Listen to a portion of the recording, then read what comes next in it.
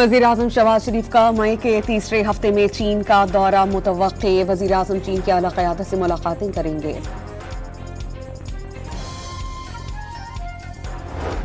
Saudi अरब से पाकिस्तान के लिए ऑयल फैसिलिटी की फराहमी में मजीद इजाफा हो गया। 9 माह में $90 करोड़ मालियत तेल की मौखिर अदायगी पर फराहमी।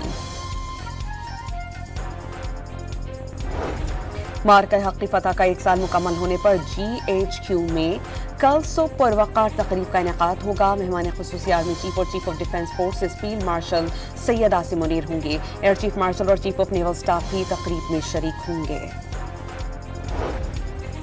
पेट्रोल मजीद ₹14.92 और डीजल ₹15 फी लीटर महंगा। पेट्रोल की नई कीमत ₹414.78 हो गई।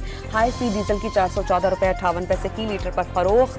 पेट्रोल पर लेवी ₹13.91 फी लीटर बढ़ाकर ₹117.41 फी लीटर की जा चुकी है। डीजल पर ₹13.91 फी लीटर लेवी का इजाफा किया गया।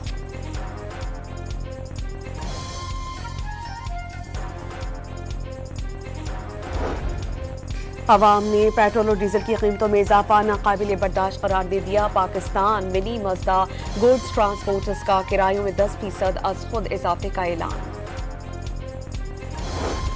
IMF ने पाकिस्तान के लिए $1 अरब 32 करोड़ की किस्त जारी करने की मंजूरी दे दी। रकम फौरी तौर पर पाकिस्तान मुंतकिल कर दी जाएगी।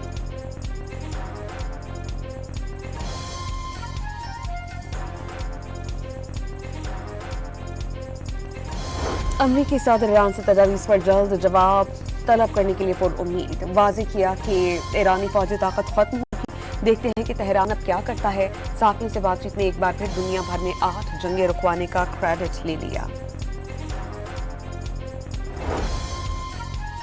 अमरीका ईरान मुज़ाकरात आइंदा हफ्ते इस्लामाबाद में दोबारा शुरू हो सकते हैं। फरीक़ैन सालिसों के साथ मिलकर 14 निकाती मुफाहमती याददाश्त की तैयारी पर काम कर रहे हैं। अमरीकी अखबार वॉल स्ट्रीट जर्नल का दावा।